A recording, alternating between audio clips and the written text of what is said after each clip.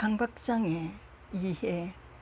강박적 사고와 강박 행동을 보이는 강박 및 관련 장애의 대표적인 질환. 진료과는 정신건강의학과. 관련 질병은 불안장애, 우울장애, 양극성 장애, 강박성 인격장애, 틱장애 등. 강박장애는 강박 및 관련 장애의 하나로서 강박적 사고 및 강박 행동을 특징으로 하는 정신질환이다. 환자들은 본인의 의지와 무관하게 어떤 생각이나 충동, 장면에 침투적이고 반복적으로 떠오르는 강박사고로 경험하며 강박사고나 완곡에 따르는 규칙에 따라 일어나는 반복적인 행동 또는 심리, 내적인 행위인 강박 행동을 보인다. 예를 들어 가스불이 켜져 있어 화재가 날 것 같은 생각이 반복적으로 떠오르는 것이 강박사고입니다. 이로 인한 불안을 없애기 위해 반복적으로 가스불을 확인하는 행동이 강박행동에 해당한다. 강박행동은 강박사고나 이로 인한 불안, 괴로움을 예방하거나 감소시키고 또는 두려운 사건이나 상황의 발생을 방지하려는 목적으로 수행되는 경우가 흔하다. 그러나 이러한 행동은 일시적인 편안함을 제공할 뿐 궁극적으로 불안을 해소하지 못하며 강박사고나 강박행동은 환자들로 하여금 많은 시간과 에너지를 소모하게 만들고 사회적, 직업적 또는 다른 중요한 영역에서 현장 고통과 기능의 손상을 초래한다. 강박적 사고의 원인은 과거에는 강박장애의 원인을 심리학적 요인에 근거하여 설명하려는 노력이 많았으나 최근의 약물 연구 및 뇌영상 연구의 결과들은 생물학적 요인이 강박장애 발생과 밀접한 연관이 있다는 것을 시사한다. 예를 들며 뇌의 대표적인 신경 전달 물질인 세로토닌 시스템과의 연관성이다.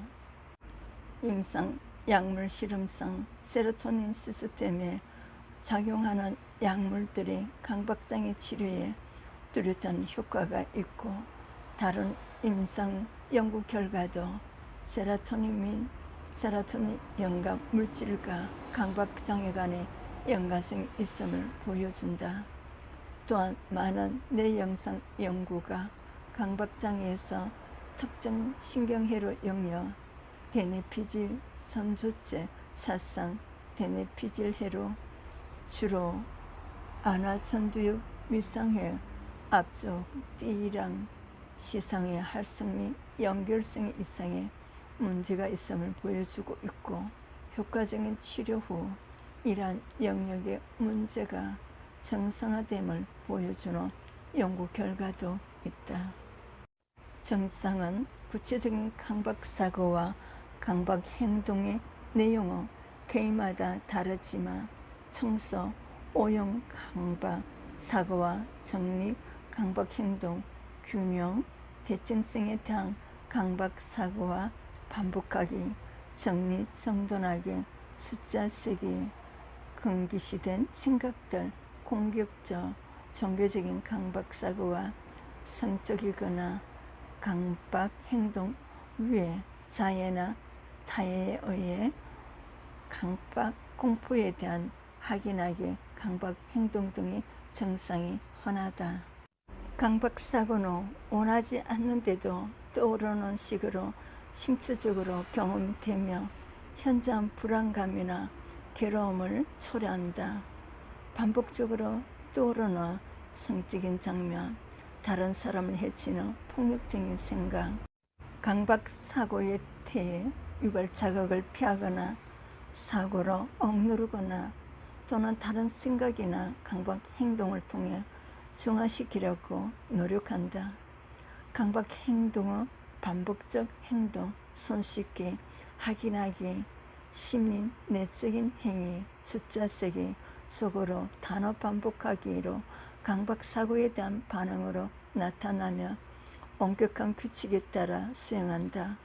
대부분의 강박장애 환자는 강박사고와 강박행동을 모두 보인다. 진단, 검사는 강박사고 1은 반복적이고 지속적인 생각, 충동 또는 심상이 장애 시간의 일부에서는 침투적이고 원치 않는 방식으로 경험되며 대부분 현저한 불안이나 괴로움을 유발함. 이러한 생각, 충동 및 심상을 경험하는 사람은 이를 무시하거나 억압하려고 시도하며 또는 다른 생각이나 행동을 통해 이를 중화시키려고 노력함. 강박 행동은 예를 들어 손 씻기 등 정리정돈하게 확인하기와 같은 반복적 행동과 기도하기, 숫자 세기 속으로 단어 반복하기 등과 같은 심리, 내적인 행위를 개인이 경험하는 강박사고에 대한 반응으로 수행하게 되거나 엄격한 규칙에 따라 수행함. 행동이나 심리, 내적인 행위들은 불안감이나 괴로움을 예방하거나 감소시키고 또는 두려운 사건이나 상황의 발생을 방지하는 목적으로 수행된. 그러나 이러한 행동이나 행위들은 그 행위의 대상과 현실적인 방식으로 연결되지 않거나 과도한 것임. 강박사고나 강박행동을 시간을 소모하게 만들어 하루에 1시간 이상 사회적, 직업적 또는 다른 중요한 기능 영역에서 임상적으로 현장 고통이나 손상을 초래한다. 강박 증상은 물질, 남용, 약물, 치료 약물, 생리적 효과나 다른 의학적 상태로 인한 것이 아니다. 강박장애 치료에는 약물 치료와 인지행동 치료가 효과지며 두 가지 치료로 병행하는 것이 단독 치료보다 효과적인 것으로 알려져 있다. 강박장애 약물 치료는 많은 임상 연구에서 대표적인 약물은 선택적 세로토닌 재흡수 차단제이다. 개인에 따라 약물 반응 및 부작용 발생의 차이가 있고 효과가 나타나는 데까지 시간이 걸리기 때문에 중도의 치료를 포기하거나 불충분한 치료를 받는 경우가 흔하다. 따라서 인내를 가지고 꾸준히 약물 치료에 임하는 것이 매우 중요하다. 인지행동 치료. 인지행동 치료에는 생각을 과도하게 중요하게 여김, 위험에 대한 가대 추정, 완벽주의, 과도한 책임감 등 강박장애 환자에서 나타나는 비합리적 신념과 인지적 오류를 보다 융통성 있고 현실적인 생각으로 변화시키는 인지치료와 함께 강박 증상을 유발하는 자극에 노출시키고 강박 행동을 하지 못하게 하여 궁극적으로 불안과 강박 증상을 감소시키는 노출 및 반응 방지 기법으로 대표되는 행동 치료가 포함된다. 충분한 기간 동안 적절한 약물 치료와 인지행동 치료를 받았음에도 호전이 없는 치료 저항성 강박장애의 경우에는 경두, 기저귀, 자극술, 내심 부자극술, 전기경련치료와 같은 신경조절술이나 정신외과적 수술을 시도해 볼 수 있다고 합니다. 경과나 합병증에는 일반적으로 길고 매우 다양하다. 증상이 일정하게 유지되는 경우가 있는가 하며 증상이 나타났다가 사라졌다 하며 상당 기간 동안 잘 지내다가 다시 악화되기도 한다. 강박장애가 심한 경우 가정이나 직장에서 정상적인 생활을 유지하기가 힘들어진다. 강박장애 환자는 강박사고를 유발하는 환경을 피하기 위해 많은 애를 쓰기도 하고 불안감을 달래기 위해 술이나 약물에 의존하기도 한다.